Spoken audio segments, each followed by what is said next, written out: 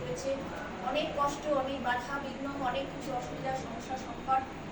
প্রভু সমস্ত সমস্যা, সংকট, বাধা বিপত্তি সব পেরিয়ে প্রভু যে আরেকবার সুন্দর সুযোগ করে দিলেন এবং সুন্দরভাবে এই বিল্ডিংকে দাঁড় করাতে সাহায্য করলেন, তার জন্য মহান ঈশ্বরকে ধন্যবাদ করি, তার গৌরব করি, তার প্রশংসা করি।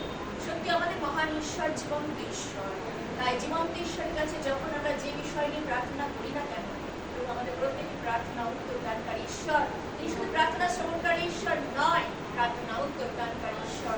তাই আমরা যখন নীরবে হোক, আমরা উচ্চ স্বরে হোক, রোদন করে হোক, যেভাবেই হোক না কেন, প্রভু বিশ্বাসীরা যখন প্রার্থনা করে, তুমি তখন প্রার্থনা শুনে থাকো। প্রার্থনা শ্রবণকারী ঈশ্বর, মানবের ঈশ্বর, খাড়ালাবা সিফারাবারা খাড়ালাবা খাড়ালাবা ইয়ালা খাড়ালাবা হালেলুয়া খাড়ালাবা। তোমাকে প্রবাদ করি, তোমার গৌরব করি, তোমার প্রশংসা করি। সুন্দর সময় চলে আমি প্রথম থেকে প্রার্থনা করি সকল বিশ্বাসীদের জন্য, যারা তোমার সাথে ওতপ্রোতভাবে লেগে রয়েছে প্রভু, যারা প্রথম থেকে প্রভু তোমার সাথে প্রভু সুন্দরভাবে গমনাগমন করছে প্রভু।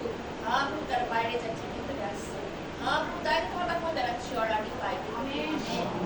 তাই কিন্তু বাক্য প্রভু যে ব্যক্তি পরপরত থাকে সে সর্বশক্তি ভাবে ছাড়বে। আমি সদা প্রভু বিশ্বাস করি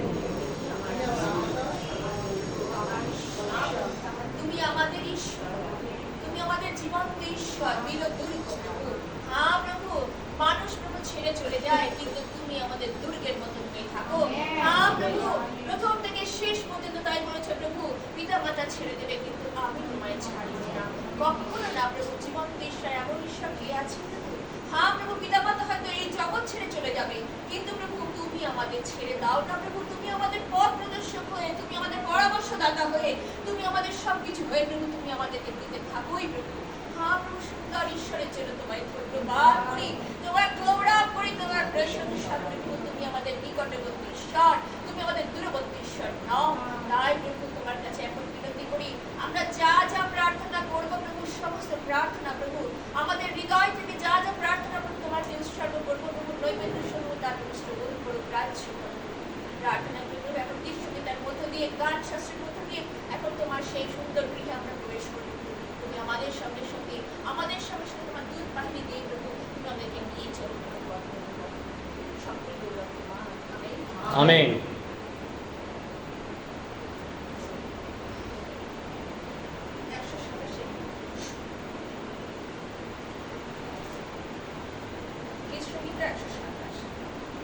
যদি সদাপ্রভু গৃহ নির্মাণ না করে, তবে নির্মাতারা বৃথায় পরিশ্রম করে। যদি সদাপ্রভু নগর রক্ষা না করে, রক্ষক বৃথায় জাগরণ করে। বৃথায় তোমরা বস্তু শেখো, বিলম্বে স্বয়ং করো এবং পরিশ্রমের খাদ্য গ্রহণ করো। তিনি আপন প্রিয় পাত্রকে নিদ্রা যোগে দেখো সন্তানেরা, সদাপ্রভু দত্ত অধিকার, কর্মের ফল তার দত্ত পুরস্কার। আমেন।